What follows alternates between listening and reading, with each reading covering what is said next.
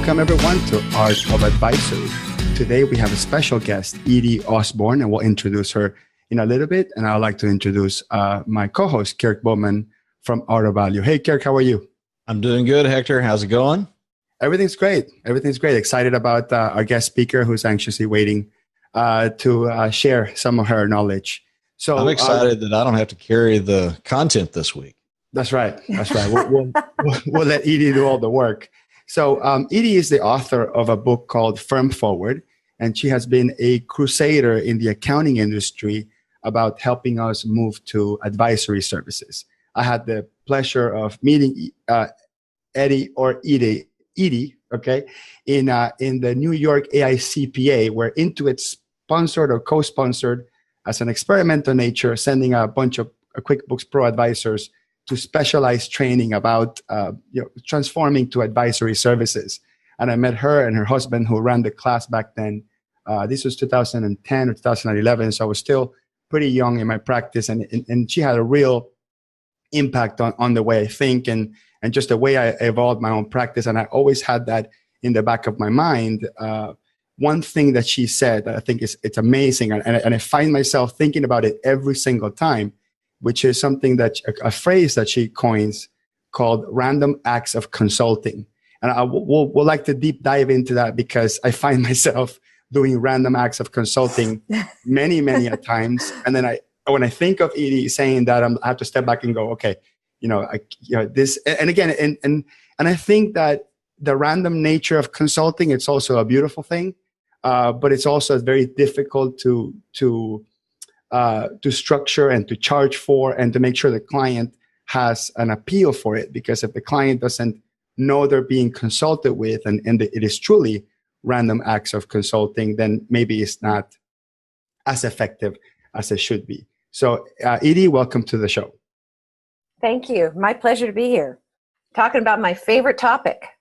So I like to start with one really important sort of catchphrase that you say, and it's the ethos of a lot of your teachings is from compliance to reliance. So can you give us an elevator pitch on that?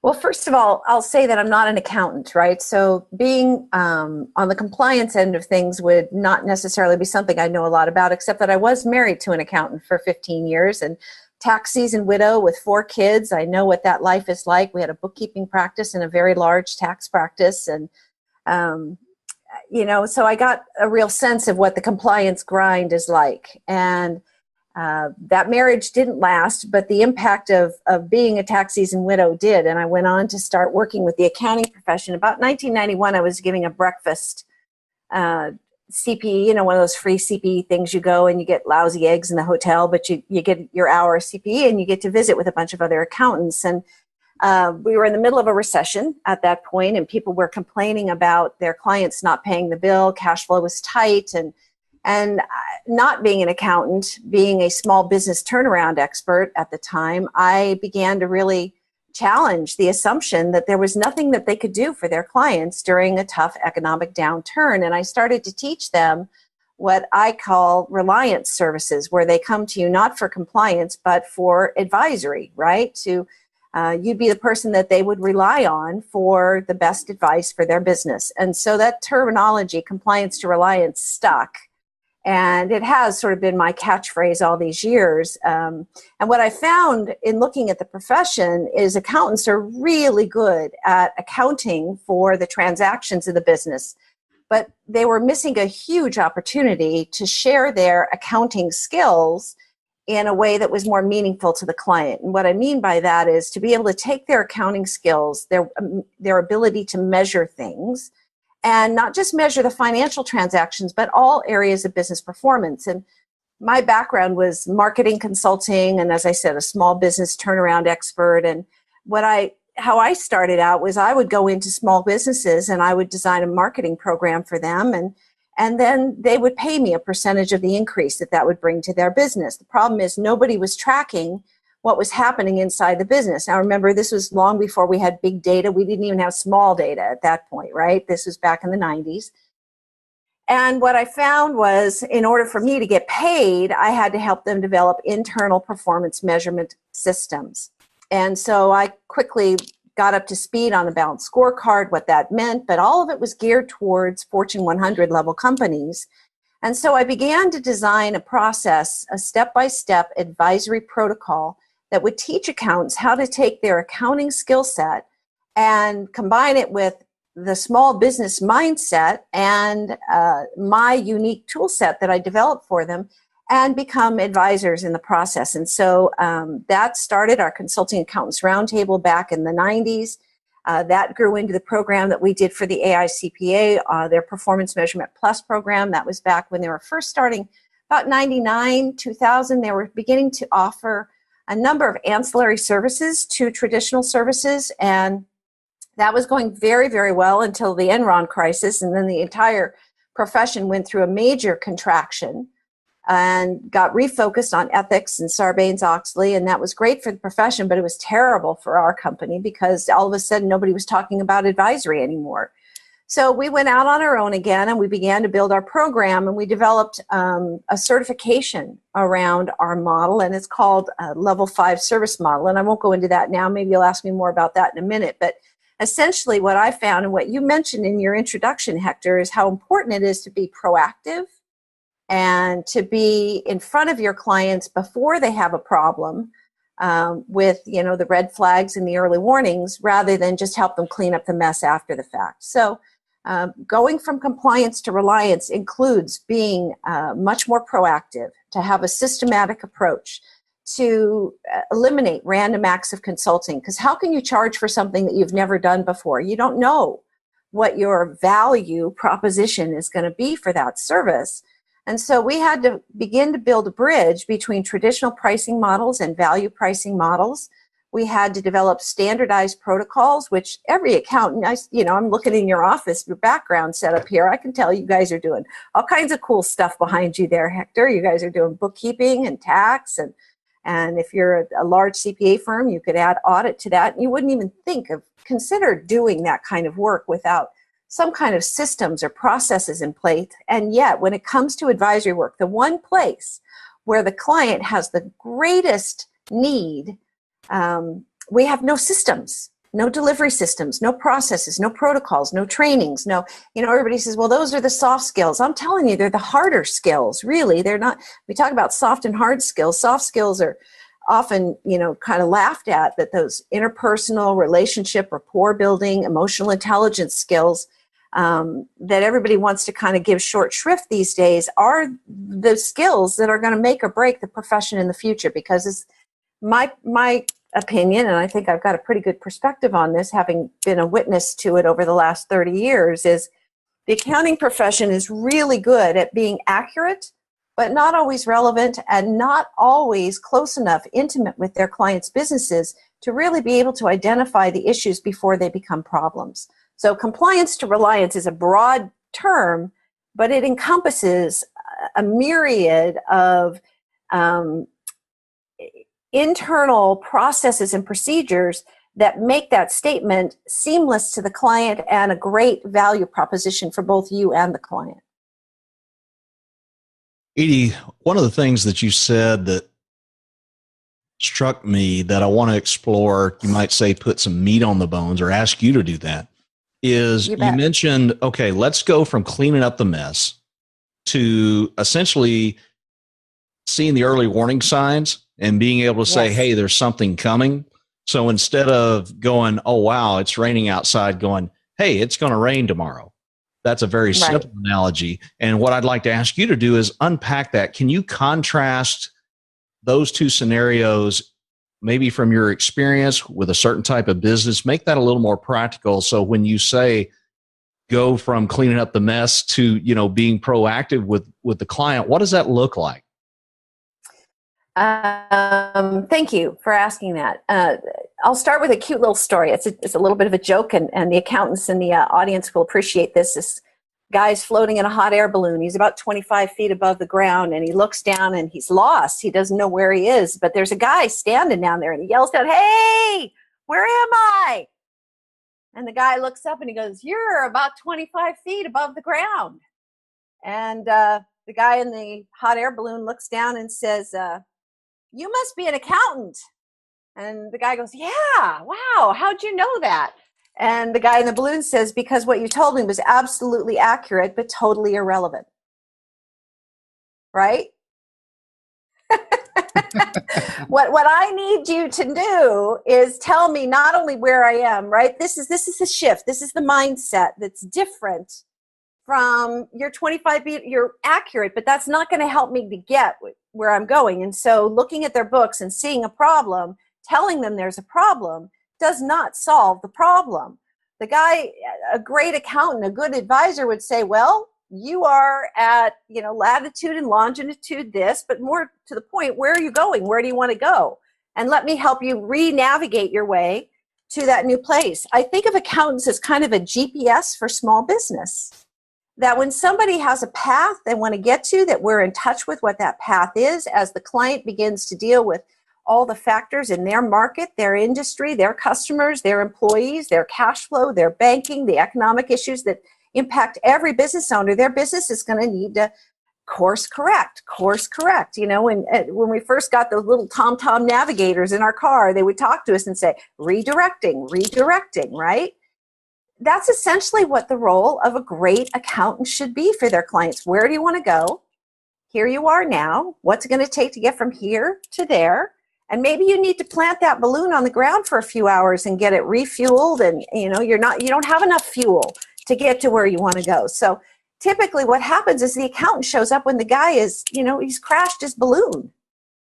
Instead of watching, well, where do you want to go? And okay, you don't seem to have enough fuel to get yourself there. Come on back down. Let's regroup, and then you can head out again. And I'll be your ground crew to make sure that you can fly as high as you want and far as you want to go. So a typical example of this is even something as simple as the chart of accounts. Most accountants give their clients, their business clients, a standard chart of accounts. And that's okay as a starting point, just to begin to create some buckets for income and expenses. But really, when you look at how most chart of accounts are structured, they're structured specifically for tax preparation. They are not structured for management decisions. And so our process is called the level 5 service model. And level 1 are those compliance-oriented services. Those are the traditional foundational services that every accounting firm provides.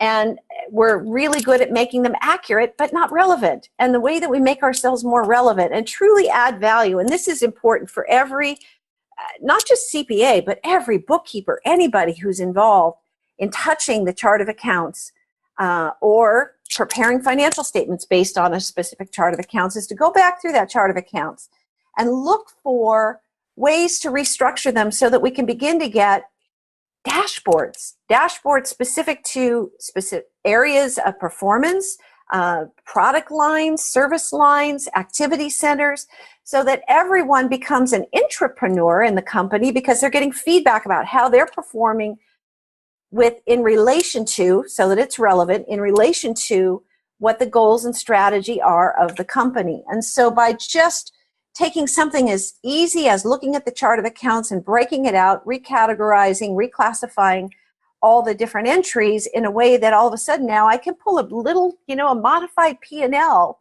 for a given department. I can look at what their direct inputs are. I can look at what their outputs are. And all of a sudden that department has its own sort of entrepreneurial feedback loop to be able to course correct on its own. And so when I talk about, most accountants come in and clean up the mess, they don't even clean up the mess. They just tell the client that your house is on fire. They don't show them where the hose is. They don't show them how to turn on the water. They just tell them their house is on fire. And it's, there's a bunch of commercials these days like, oh, you wanted me to fix the problem? I'm just here to monitor the problems, right? I think a lot of accountants have gotten it in their head that independence means detachment. And over the years, working with the AICPA and experts in the profession, they've done a much better job of beginning to define what independence looks like. And as long as we are not making the decisions, the management decisions for the client, anything we can do to improve the quality of information for those decision makers is a value add. And in fact, almost 20 years ago, the AICPA did something called the Vision Project, and they did an industry-wide assessment of the future of the profession. And the thing that they said was going to be the most important role for any accountant going forward would be to improve the quality of information for decision makers, so that they make better decisions in the moment, not 3 weeks or 8 months after the fact when they finally get their books closed out. So when you're asking about, what is the mess, it can be anything from they can't make payroll, they aren't going to be able to keep up with their loan payments, or they're missing opportunities to expand their company because of how they're focusing their resources. So it's really, it requires a level of business, and I'll use this word very specifically, intimacy, deeper knowledge of our clients' businesses. And for any accountant who has a niche practice, you know how cool it is to know, I do chiropractors, and so I know how chiropractors operate, and I know what a chart of accounts looks like for a chiropractor. You get systems and niches. You start to build some greater efficiencies for your business, right? That's why we like niching, is we become experts and we get better at it, and we systematize our unique intellectual properties around that niche. By adding in advisory to a niche-oriented practice, you now are going to know more, not just about the financial aspects of that industry. You're going to know about the performance aspects of that industry. You're going to know what it takes. What are the key performance indicators, key predictive indicators that are most critical to that business? I'll give you a fun example. This was a story in Inc. magazine, and if you ever want to have fun, just Google Inc. magazine and search under their key performance indicators or metrics, and you'll see hundreds and hundreds of stories that they write about this. But this one in particular has stuck with me. A restaurant owner began to notice a particular behavior pattern in his restaurant, and he began to sort of put some numbers to it. And what he discovered is at 8:30 at night, he could go out into his reception area, count the heads waiting to be seated, and essentially know what his gross receipts were for the day. Now, he could call in from Bermuda at 8:30 at night and say, Hector, how many people in the waiting room? And essentially know what his gross receipts are for the day. Now, that doesn't get him to his bottom line, but assuming all other things remain equal, the only variable in his scenario is the number of customers coming through. His costs remain the same, his staff is the same, his costs for food are the same. He gets a pretty good sense. He has a predictive indicator of what's really going to be showing up on his financial information. Most, if you ask a business owner how they measure their profits, they'll get right to the equation, revenue minus expenses equals profits.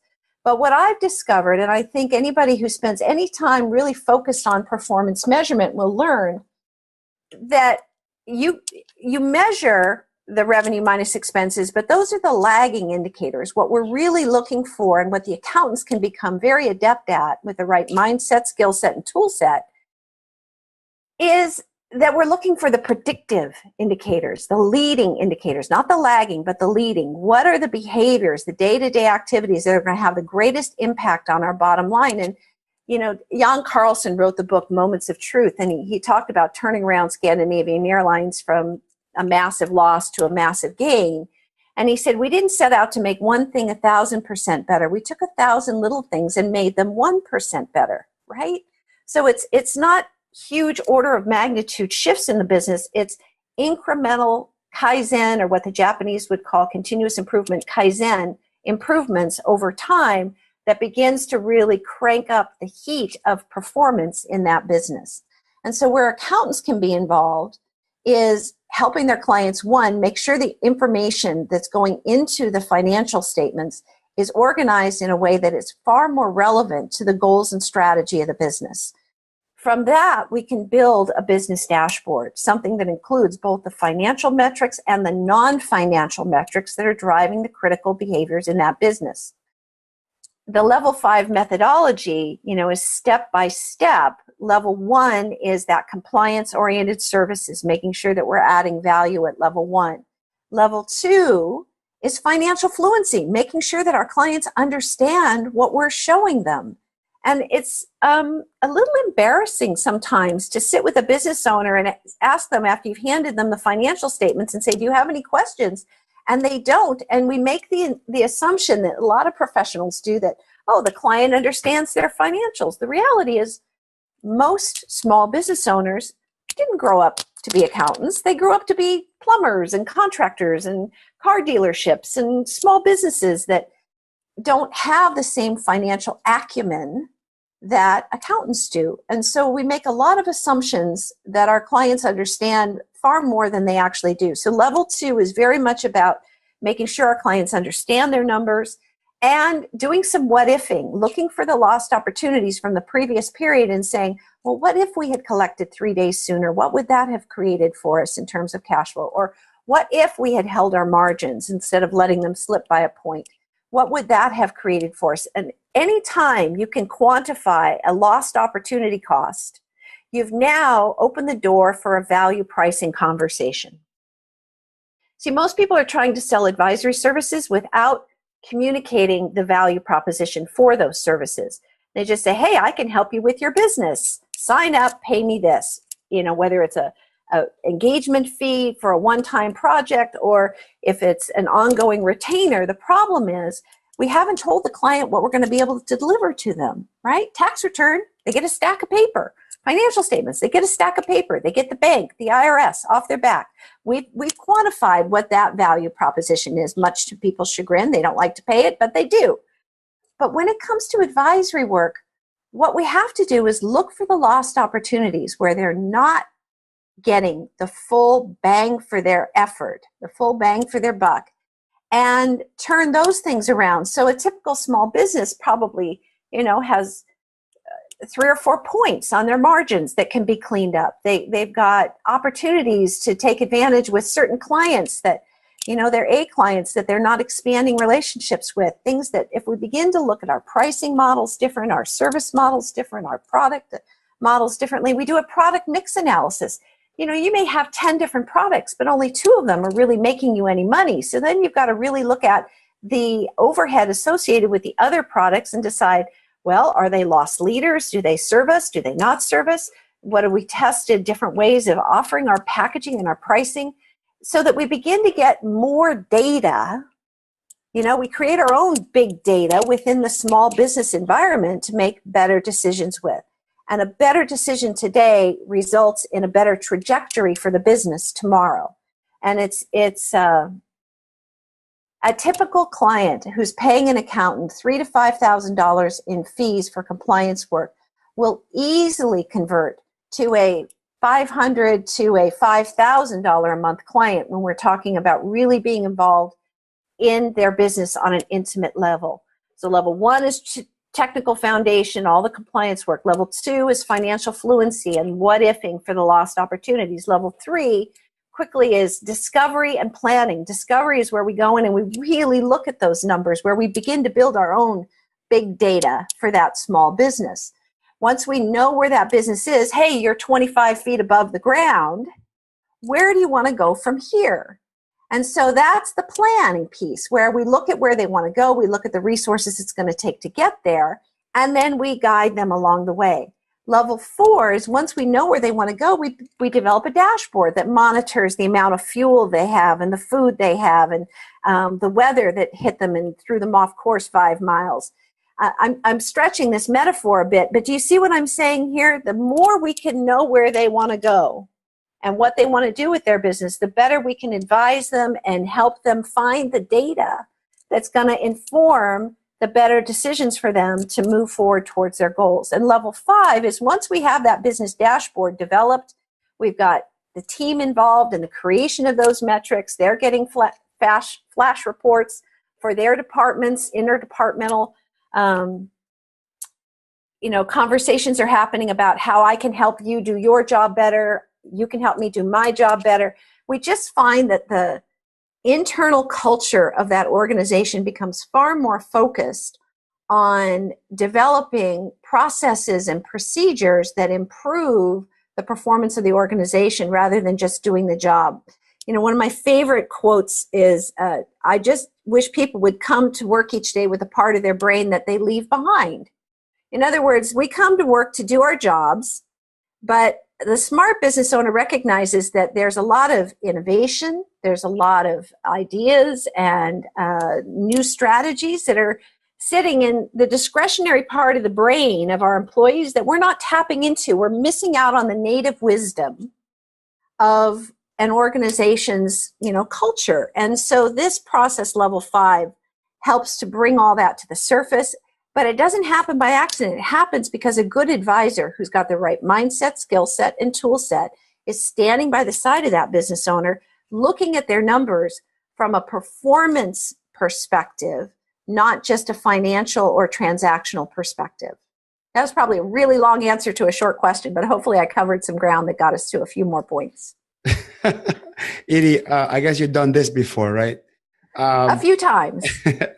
Okay, so I'm going to give you a little bit of a rest so you can catch your breath and good. Thank you. Generate some saliva.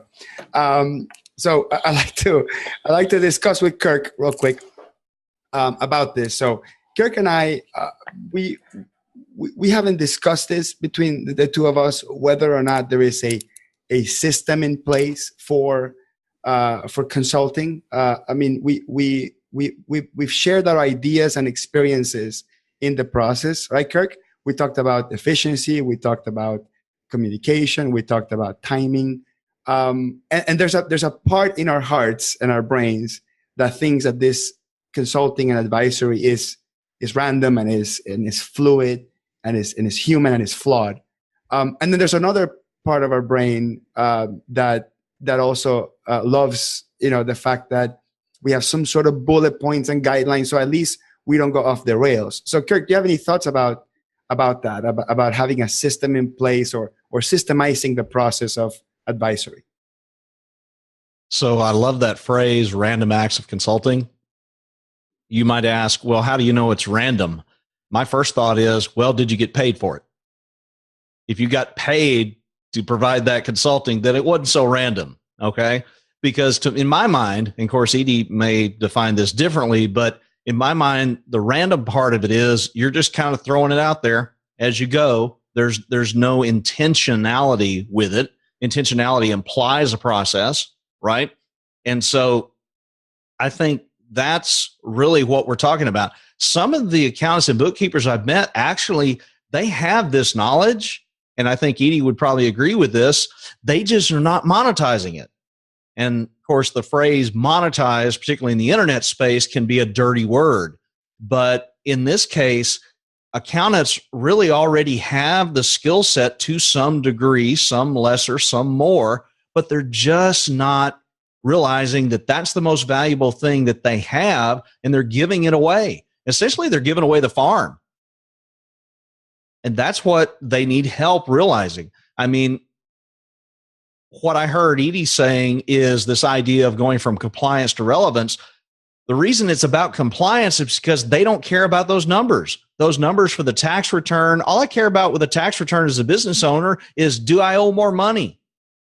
Okay. Very few business owners are going to be getting refunds. Okay. If you have a successful business. So the real answer is, how much more do I have to pay? Right. And we could take the same kind of line of thinking along other compliance stuff. When you get to relevant stuff, what Edi said was, are you giving them numbers that matter? Right. She talked about the restaurant owner who at 8:30 at night, how full is the front room? I can't think of the right room, but anyway, the guest room, right? How full is it? Now we know something.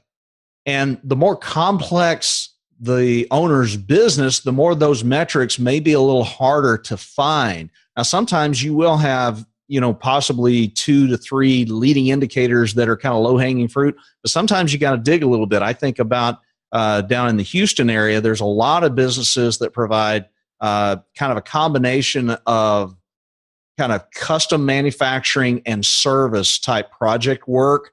And man, it takes a while to dig into those businesses. They've got an inventory issue. They've got a service component. They also have factors in the field, which could be from the client to the land to the weather to the, are they, which part of geography are they? I mean, all these factors. And so to kind of bring it back, and, I'll let you share anything you might want to tack onto this, Hector, is just this idea that we just got to quit being random about it. Yeah, that's absolutely right. I actually like the fact that you said, how do we know it's random? Because we got paid for it. And obviously that is the most significant way to stake down on the ground that this was a transaction, right? You paid me and I consulted with you. But I like to add to that. Sometimes the client doesn't know they're paying for it. And this is one of the most interesting pieces of our work. When I go to conferences and I speak to other experienced accountants that do say they are in the practice of advisory, but don't charge for it don't charge for it explicitly. They just say this is part of the value that I add, and it's this aura of positive value that walks around your work. And if the client doesn't know they're paying for it, even though they are paying for it, it's also random. And this is what I mean by that. And I'm a culprit of this, right? I believe I add a lot of value because I am a consultant, but many a times I am just clerking the transaction that the client is bringing forth. They're saying, hey, can you do this tax return? And for whatever reason, because it's in the middle of tax season, it's busy, whatever, I do it. And I make sure I don't just push it and clerk it. I want to add some deep value to it, right? Well, let's talk about planning. Are you looking to save money for retirement? Do you have kids in college? Are they going to go to college soon? I do ask a couple of questions. However, in my mind, I'm adding value and I'm charging for it. In other words, I think the premium fee of my services includes that. But when my mindset is not focused on, okay, is this client asking for advisory? Is this client asking for consulting? Is this client welcoming that advice that is purposeful? That the client says, okay, tell me a few things that I'm not just going to listen to them, but I'm going to try to apply them to my thinking. I'm going to try to apply them to my job, and I am going to act upon it, and I'm going to measure the results from it, and I'm going to hold you accountable whether or not it was a good idea or a bad idea, or I'm going to keep leveraging your skills or your third-party point of view, or whatever your role is as a consultant. Because it's still the word consultant and the word advisor. It's just still very broad.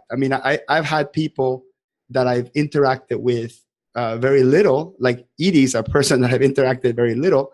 We spent 2 days together in a training, and that's it. We bumped each other into conferences, and I say hello, but we don't interact. But she said one thing that sticks in my mind is always done, and I think I'll die thinking about random acts of consulting. And it is so sometimes we don't know the effect that we're having on people on what we do, because simply we measure it by how deep the interaction was. But the framing of this whole thing is, if you are here to try to get something from me, your mindset needs to be open to that. And I know Edi is not just a great technical person from an advisory standpoint. She's very much an inspirational person. She has a TEDx talk, that's nothing about business, that she does give an homage to accountants, which I love. Edi, by the way, I love hearing any TED speaker that talks about accountants or accountancy. I love because it doesn't happen very often, by the way. No, it doesn't. It doesn't. So I wanted to ask you more about maybe some short, specific things that accountants can do to inspire folks to think about us as advisors, as consultants. Are there maybe a specific set of questions or a specific set of interactions or a specific type of conversation that we have with a client before their ears are open to it? So we're not talking about when the client says, yes, consult me, right? Yeah. No, we're talking about before that. So what is that? What does that conversation look like? Well, I'm glad you asked the question. And it comes a little bit back to that conversation about random acts of consulting. What does random mean?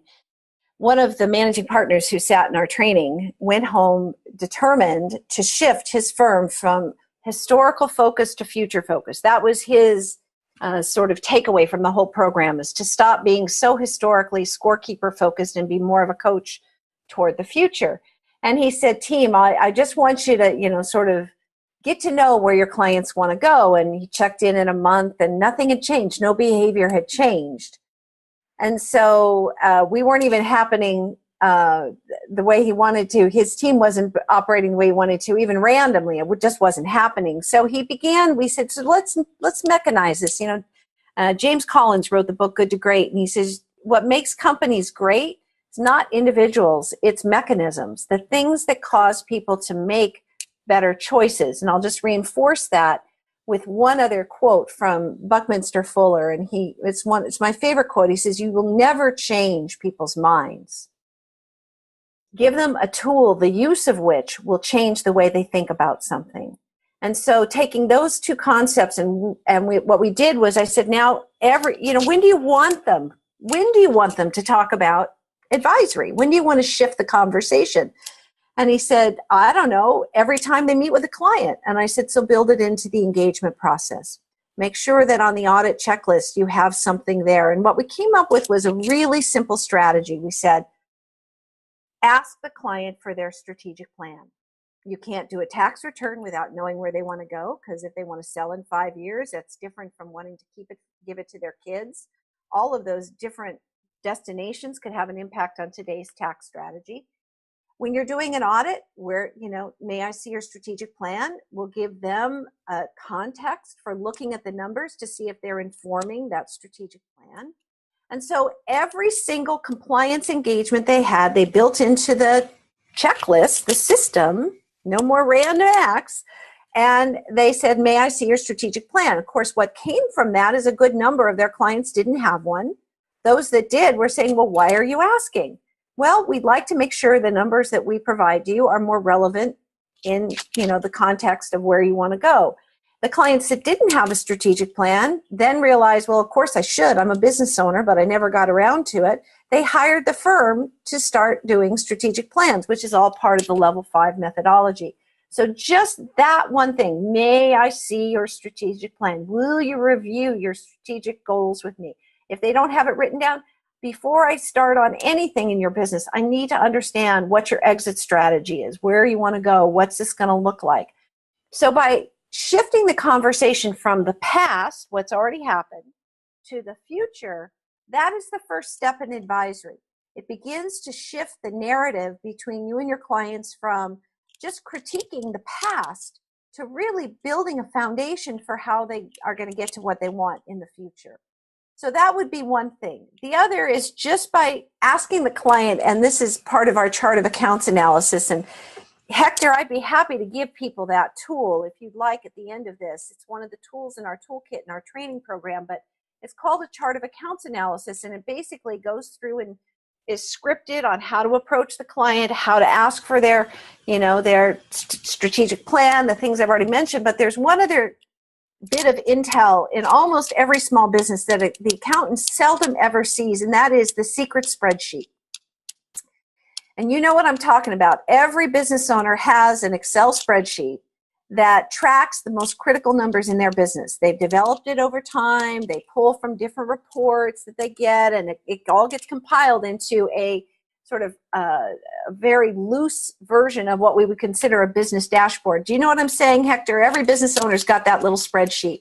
Yeah, I know. The funniest part, I was going to say, the funniest part is when they give it to you and they say, I want you to evaluate this for me. It's like, yeah, like trying to understand the secret spreadsheet that contains 1 million links to 1 million tabs that calculates, it has these weird calculations and weird metrics. And you're like, where did this whole stuff come from? And it's funny, you mentioned that when you go back and ask anyone, what's the purpose of this number or that number? They don't even recall where it came from. It's like, well, we always look at that number. And as long as that number's over 10, we're fine, And you're like, where all this logic comes from? So what that business owner is saying to you is, look, Hector, this is how I run my business. He's trying to inform you about what the most critical numbers are. He's asking for you to provide some oversight, not just hindsight, but oversight and insight about what those numbers really mean for him or her. And so I love that your client handed you that. Most of the time, they don't show it to the accountant because they figure the accountant doesn't care about anything outside of the financials. a lot of times those secret spreadsheets form the foundation of a real solid business dashboard. That client has already figured out there are a dozen metrics that are most critical to them. We take those metrics, we pull them out of the spreadsheet, and we put them into a dashboard. So, I mean, basically that client is showing you that there's a value proposition for you to get involved with helping them develop a business dashboard. And the word random, for me, just to kind of really put a fine point on this, is that it's leverageable and it isn't dependent on one person in the firm to deliver it. Not whether you get paid or not, or whether the client paid knows explicitly or it's implied. Is it repeatable? Is it leverageable? And is it systematic? Can I say to my junior team member, hey, I want you to go out and do a chart of accounts analysis. And then my senior team member say, it's time to do an inventory of information systems. And my manager, I need you to go to facilitate a financial fluency training. Part of the reason with value pricing that people struggle with it so is the undefined aspect of consulting. There's so many loose ends in different directions you could go. How do you set a price in advance? Our methodology allows for a modularized approach. This is a 4-hour process. We come, we do this with you. The output looks like that. You end up with, for example, something we call the cycle of customer interaction. We go in and we facilitate for 2 hours a map of all the points of contact we have with the customer. We convert each of those points of contact into a critical measure, and then that gets built into a dashboard. We know that that takes 4 hours, and that is $1,500. Or it's $5,000, depending upon the client. Or we do it by department, and it's $3,500 per department. In other words, we have set protocols that we deploy in order to deliver on what we call our, sort of advisory service model. It isn't just one person in the firm who is a consulting savant, which, Hector, you probably are.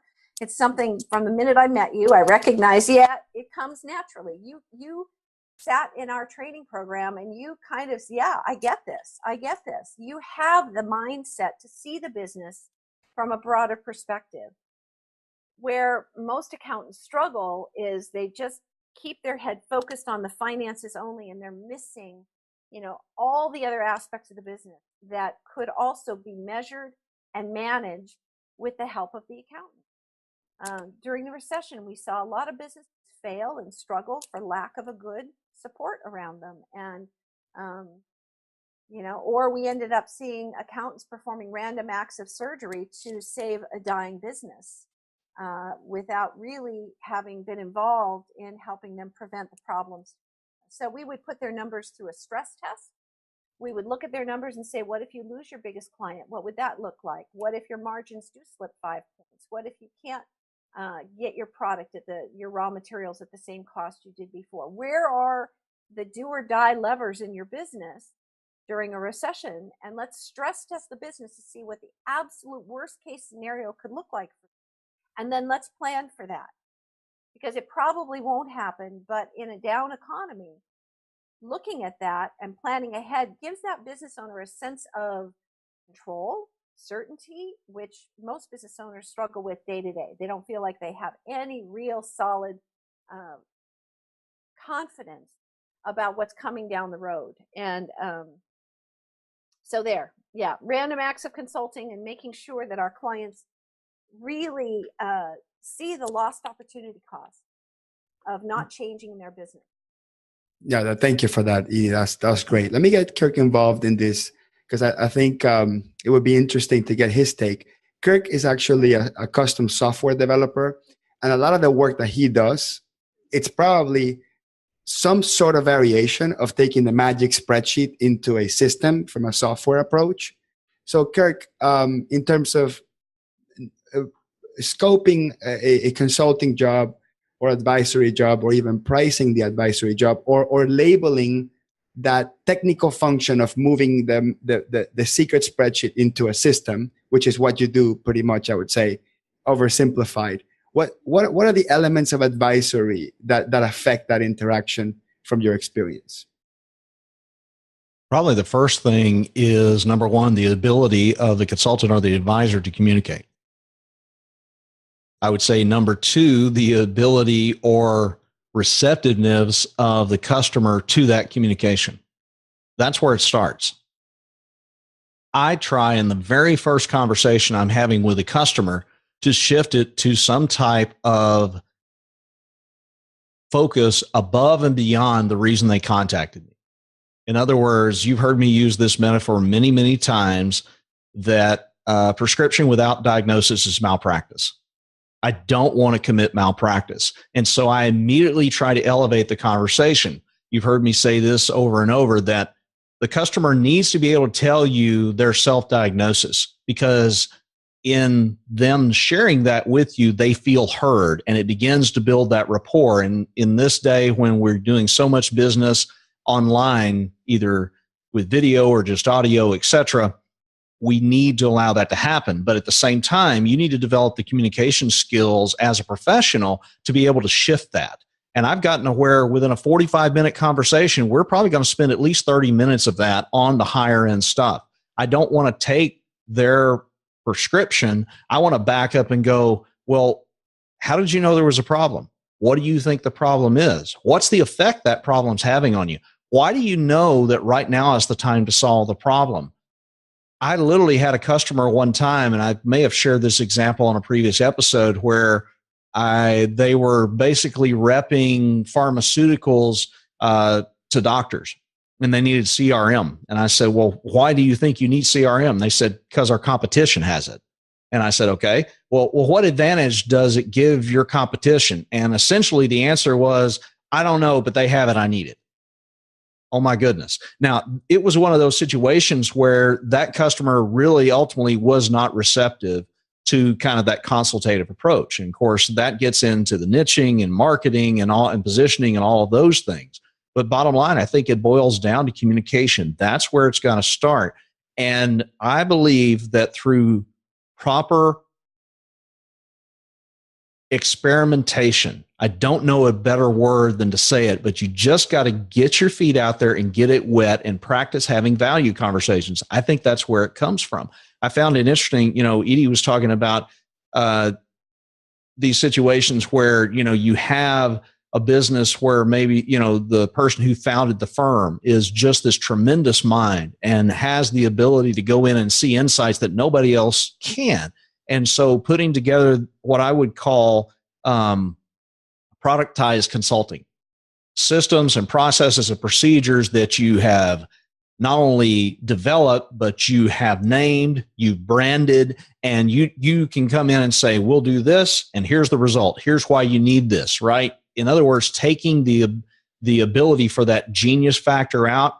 I think there's a balance. I think that's good, because what that does when you start to build that ladder, that product ladder underneath, is it elevates the value of that genius.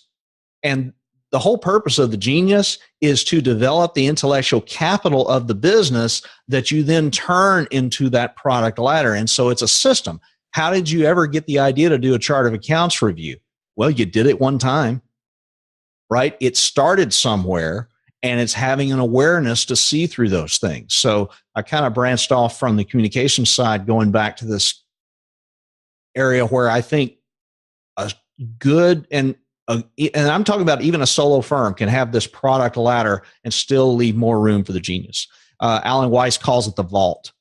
There is a certain part of what you can offer that nobody else can offer, and that should always be the most expensive thing that you can sell, and only your best customers get it. And exactly as you say, Kirk, before we do the consulting, before we do anything, before we take Edi's approach and follow a system, you have to have that conversation before.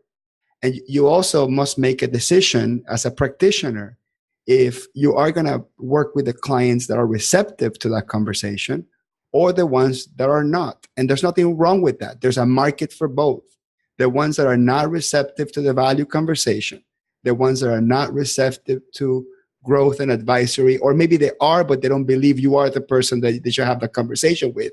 You got to figure out, you have to look inward and say, did I do a good enough job of establishing credibility or whatever that allow the customer to see me as that potential service provider, right? A provider of thought leadership, insight, foresight, everything that Edi's talking about, or are they seeing me as a transition, as a means to an end, or some other minutia that they have to take care of? And you have to make that choice as a consultant, as the advisor. You make that choice. You're like, I'm okay with volume over quality. I'm okay with just taking on customers and not getting involved or taking on the responsibility, not just financially but emotionally. Because as Edi can tell you, I'm sure she's spoken to a lot of accountants that maybe the number one complaint is this is very emotionally draining. Like for me to like get into the customer's dreams and intellect and potential and what they want, what they don't want, and cry with them and run with them and sweat with them, it's very emotionally draining. And most of us that went to school for some technical job or accounting, we were taught to work with machines and numbers and reports, and that's it. And we can give the report and run the hell away from the customer because everything else is just too much. And that's okay. And I don't think we're gonna have a marketplace where every single accountant is a stupendous advisor. I don't think that will ever happen. I think that we will self-select ourselves out of that category or in that category. And there will be the data entry people, and there will be the people that push data, and there will be the people that convert data, and there will be the people that present the financial statements, and the people that audit, and the people that do QuickBooks, and the people that don't.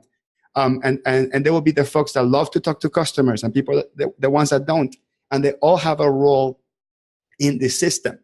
But if you are the type of accountant or consultant that it's okay to submerge into this, into all the drama and all the emotional, potentially emotional, draining aspects of getting involved with the client and having these deeper conversations than just the 5 things that you need.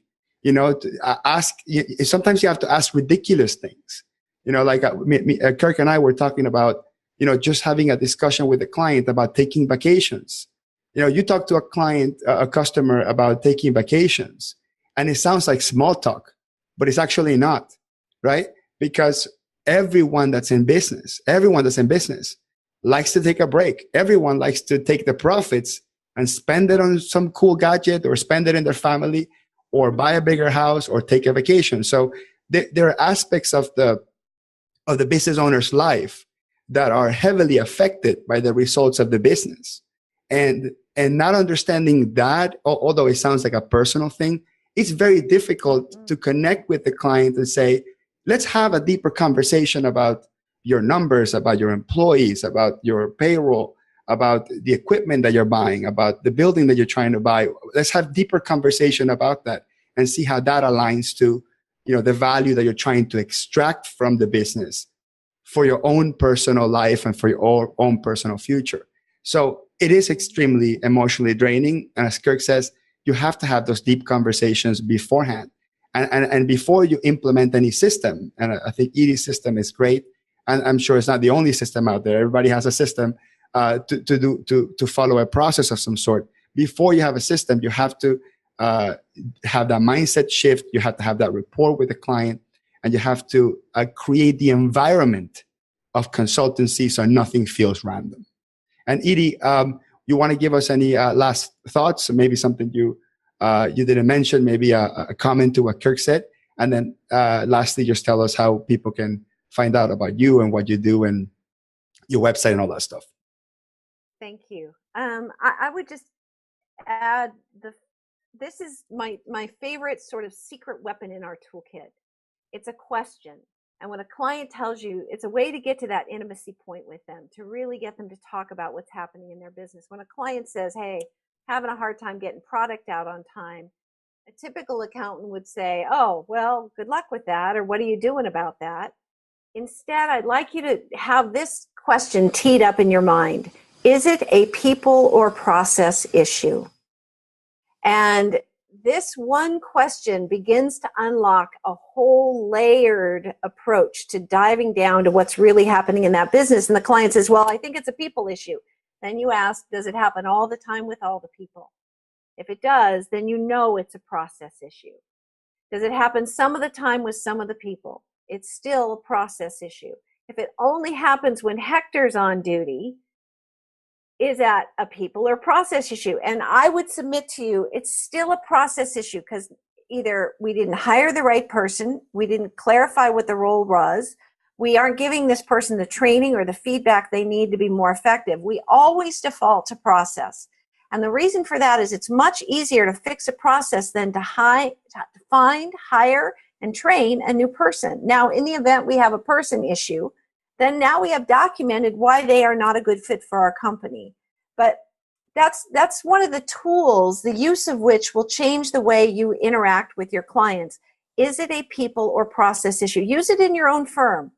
If you have a problem, something comes up in your firm, is it a people or process issue? More often than not, it is a process issue. We fix process.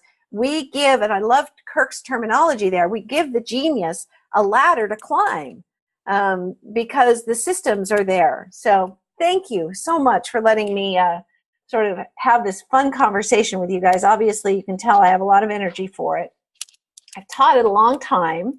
And recently, I decided, given my age and stage in life, I'm done traveling. And so we launched our program online, primarily because I'm getting queries all over the world from having read my book, Firm Forward. And so that launched just a month ago, May 1st. And it is our entire 8-day training program online for self-study. And it includes all the training and tools and tutorials that I've barely alluded to here, but if you go to mentorplus.com, mentorplus.com, you'll see some brief videos that explain our process in more detail. You'll note that we've generated over 200 million in revenues for firms across North America that have followed our methodology. And that's just revenue for advisory services. The number for the clients increase is significantly greater than that. So I'm excited to have this topic be reaching its zenith. You know, when I first started teaching this, people were like, well, if I need to do advisory. And then it was, well, why should I do advisory? And a couple of years ago it was why now? And now everybody just is done with the why and why now. And it's how. How do I do this? How do I get this done? And that's where we're at. How do we get it done in an effective, fast manner so that you're not spending 5 years working out your own system? You know, my book, Firm Forward, spells it out pretty clearly, and that's a very low-end investment to be able to get your head wrapped around what a true systematized, protocol-driven advisory process looks like. So thank you, and I hope people will come to the website. And if you send me an email, I will send you, anybody who hears this, the chart of accounts analysis, the tool that I spoke of earlier that will help you make your financial statements far more relevant to your clients. Just send that to Edi at mentorplus.com.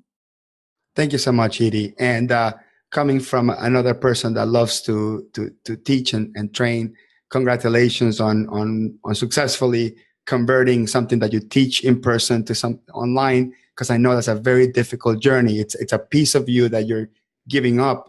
Training and teaching in public, facilitating training in public has another level, has a level 5 type of satisfaction that you really can't draw anywhere else. But it is also a great thing where you create something valuable, not just within your circle or in your country, but in the world. Like this is what I've done with my YouTube videos. People email me from all over the world. And I do know that I can have that any of us can have a great lasting impact to anyone, as long as we have a voice and we have the technology to deliver it. So although I would prefer to go, maybe an opportunity where you come back for a day or two to teach it live, to show up to a live one online, I do recommend folks that don't have the capacity to physically go see you speak in person to do something like that. So Kirk, how about you? You got any last words?